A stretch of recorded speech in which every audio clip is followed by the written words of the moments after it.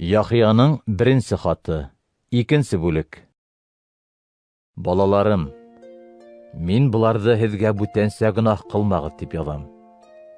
Әгәр инде берәйһе гөнаһ кылһа, ата алдында безнең яклаусыбыз бар.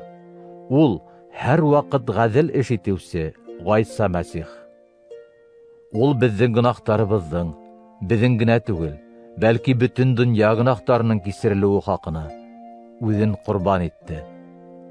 Алланы белүебезне без бына нисек аңлай алабыз? Уның әмерләрен үтәйбез икән, димәк без уны беләбез. Берәйһе мин Алланы беләм ти, әмма уның әмерләрен үтәмәй икән, ул ялганчы, һәм унда хакыйкать юк. Уның һүзен үтәгән кешеләр иһә Алла мөхәббәте ысынлап та камиллыкка өлгәшкән була. Шуның аша без уның менән аралашып яшәүебезне беләбез дә инде. Кем дә кем мин Аллаламын ти, ул кеше Гайса һымак яшәргә тиеш. Кадерлеләрем, мин һезгә ниндәйдер яңы әмер язмайым. Юк, ул һезгә баштан ук билдәле иске әмер. Ә иске әмер һез ишеткән хәбәр ул. Шулай да минең язгандарым яңы әмердә. Сөнки уны тәүләп Мәсих үтәне, һәм хәзер һез уның буенча яшәйһегез. Караңгылык сигенә, ә ысын яктылык инде балкый.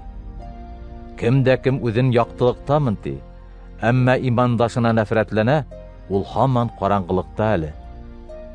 Имандашын яраткан кеше иһә яктылыкта яшәй, һәм уга абыну куркынысы янамай. Ә кем үзенең имандашына нәфрәт тота, шул караңгылыкта була, караңгылыкта йөри, һәм үзенең кайда китеп барганын белмәй. Сөнки караңгылык уны хукрайткан. Балаларым, һезгә язам. Сөнки һезнең гөнаһтарыгыз Гайса аркаһында кисерелде. Аталар, һезгә язам.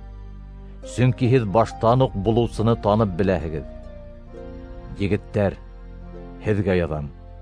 Сөнки һез Иблисте еңдегез. Балалар, һезгә яздым. Сөнки һез атаны танып белдегез. Аталар, мин һезгә яздым. Сөнки һез баштан ук булуусыны танып белдегез. Егеттәр, мин һезгә яздым. Сөнки һез көчле. Алла үзе һезнең күңелегездә яшәй, һәм һез Иблисте еңдегез. Дөньяны һәм унда булган нәмәләрне яратмагыз. Дөньяны яраткан кешенең күңелендә атаны ярату юк. Сөнки дөньялагы бөтен нәмә, гөнаһлы табигатыбыз нимә теләй, күзләребез нимә күрергә зарыга, һәм тормышта тәкәбберлеккә нимә килтерә, улар атанан түгел, фәкать дөньянан. Дөнья һәм уның теләктәре үтеп китә, ә Алла ихтиярын үтәгән кеше мәңге яшәй. Балаларым, һуңгы мәл етте. Дөнья ахырынаса Мәсих дошманының килере хакында һез ишеттегез. Хәзер Мәсихтең күп дошмандары пәйда булды. Һуңгы мәл еткәнен шунан беләбез дә инде. Улар арабыздан китте, әмма был безнеке булдылар дигәнде аңлатмай. Әгәр безнеке булһалар, безнең менән калырдар ине. Уларның бездән китүләре безнеке түгеллекләрен күрһәттеләр инде. Һезгә иһә изге булган Мәсих май һөрткән, һәм һез бөтәгез дә хакыйкатьте беләһегез. Мин һезгә хакыйкатьте белмәйһегез дип түгел, ә уны һәм хакыйкатьтән һич ниндәй ялган килмәгәнен белгәнегез өчен яздым. Кем ялгансы? Ул Гайсаның Мәсих икәнен инкар итүсе.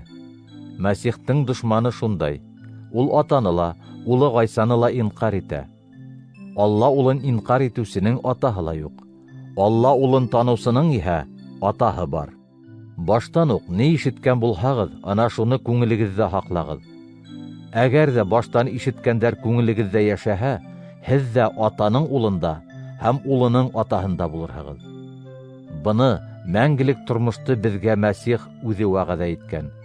Мин буларны һезне тура юлдан яздырырга тырышучылар хакында язам. Ә һезнең үзегездә Мәсихтән бирелгән изге рух тора, һәм һез һич кемдең өйрәтүенә мохтаҗ түгелһегез. Мәсих рухы һеҙгә бөтөнөһөн дә өйрәтә, һәм уның өйрәткәндәре хаҡиҡи, ялған түгел. Рух һеҙгә өйрәткәнсә, Мәсихтә яшәгеҙ. Шулай итеп, балаларым, Мәсих килгәндә, уның алдында ҡыйыу һәм оялыуһыҙ баҫып тора алыр өсөн Мәсихтә яшәгеҙ. Әгәр ҙә һеҙ уның хаҡ булыуын беләһегеҙ икән, тимәк, хаҡлыҡ ҡылыусы һәр кемдең Алланан тыуған булыуын да беләһегеҙ.